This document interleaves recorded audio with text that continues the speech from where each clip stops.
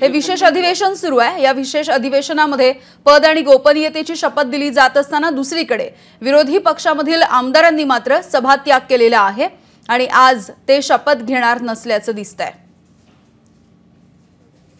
तर विरोधी पक्षामधील आमदार आपण बघतोय विधान भवनाच्या परिसरामध्ये असणाऱ्या शिवरायांच्या पुतळ्याच्या इथे आता ते गेलेले आहेत।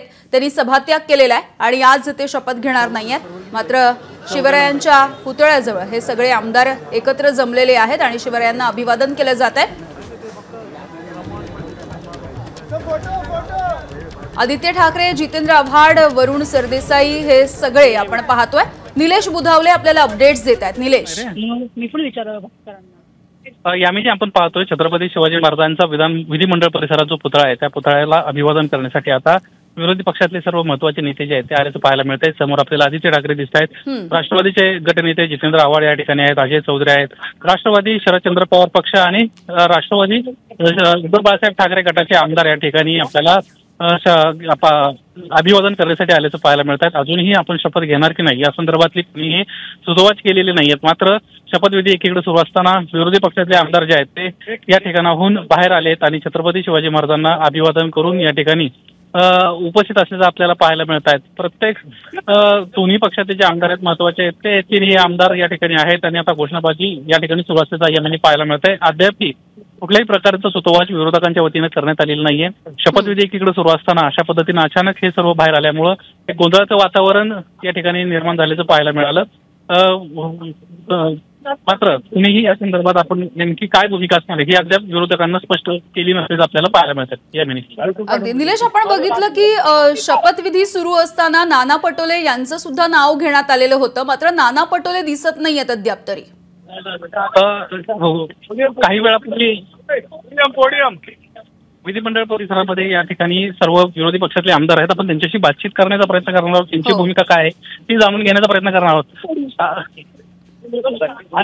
शपथ घेणार सर्व विरोधी पक्षातले नेते आता स्टेज जवळ जात आहेत, पोडियम जवळ जात आहेत आणि सर्व विरोधक जे आहेत ते या ठिकाणी जाऊन संवाद साधणार असल्याचं पाहायला मिळतात। अगदी निलेश, तुम्ही लक्ष ठेवून राहा या सगळ्या घडामोडींवरती। आपण ही आताची ताजी दृश्य दाखवतोय। एकीकडे आमदारांचा शपथविधी सुरू आहे, दुसरीकडे विरोधकांनी मात्र या विशेष अधिवेशनावरती बहिष्कार टाकलेला आहे, सभात्याग केलाय। त्यामुळे हे सगळे विरोधक आता या विशेष अधिवेशनामधून बाहेर आलेले आहेत। भास्कर जाधव बोलतायत। ऐसा है कि हमने शपथ का विरोध नहीं किया, हमने सरकार में जो पांचवी बहुमत मिला है, जो करीब करीब 90% उनको सक्सेस मिला है, आज तक इस देश में कभी ऐसा हुआ था नहीं। तो ये सब जादू जो है वो ईवीएम मशीन की है और ईवीएम मशीन के तहत ये सरकार चुन के आया है। तो वो सरकार का निषेध करके हमने आज शपथ ना लेने का डिसिजन किया है। शपथविधी घेतली जात नाही मराठीतून सांगायचं, शपथविधी का घेतली जात नाही? असं आहे की हे जे आता सरकार आलेलं आहे ते पाचवी बहुमत बरोबर घेऊन आले, पण हे पाचवी बहुमत हे जनतेचा जनाधार आहे का? तर नाही, हा ईव्हीएमचा चमत्कार आहे।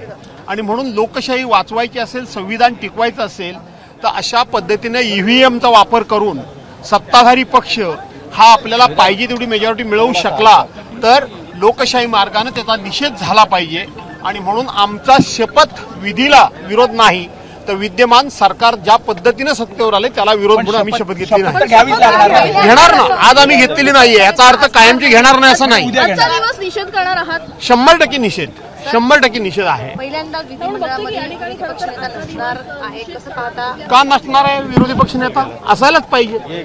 जर सत्ताधारी पक्षाला जर विरोधी पक्ष किंवा लोकशाहीची बूज राखायची असेल, लोकशाही जर त्यांना जर टिकवायची असेल तर लोकशाहीचा विरोधी पक्ष आणि विरोधी पक्ष नेता हा संविधानानं आणि घटनेनं दिलेलं हे पद आहे। निश्चितपणे सत्ताधारी पक्ष हा घटनेचा आणि लोकशाहीचा आदर करतील असा मला अजून विश्वास वाटतो। आपल्यासोबत भास्कर जाधव आहेत। शपथविधी होती पण शपथविधीला बाहेर आलेला, काय तुमची प्रतिक्रिया? आम्ही आता राष्ट्रगीत महाराष्ट्राने बोलतात, नेमकं रशियामध्ये काय होतं आणि भारतामध्ये काय काय साधर्म्य? विरोधकांना बोलू न देणं, त्यांना दाबून ठेवणं आणि वेळ आलीच तर जेलमध्ये टाकून देणं हे एवढं पुतीनचंच काम आहे। मला वाटतं की हे प्रश्न माझ्यासाठी महत्त्वाचे आहेत। अजित पवारांना ह्या प्रश्न माझ्यासाठी महत्त्वाचा नाही आहे। परंतु अजित पवारांची 1000 कोटींची संपत्ती आता रिलीज झालेली आहे सर. जाऊ द्या हो. निवडणुका संपल्यावरती उपमुख्यमंत्री पदाची शपथ घेतल्यावर ही अहो होती. त्यांनी बोलून काय फरक पडणार आहे का इन्कम टॅक्सवर? भाजपवर काय फरक पडणार आहे का? आणि त्यांना मतदान करणाऱ्या लोकांना काय फरक पडणार आहे का? त्यांना उलट आवडतं. सभागृहामध्ये खरं तर नाना पटोलेंचं नाव घेतलं, मात्र ते दिलं त्या ठिकाणी नव्हते असं पाहायला मिळालं. आज विरोधी शपथ घेणार आहेत तर बघा आता आहे. ते आता आम्ही भेटतो आहोत, भेटल्यावरती ठरवू भूमिका.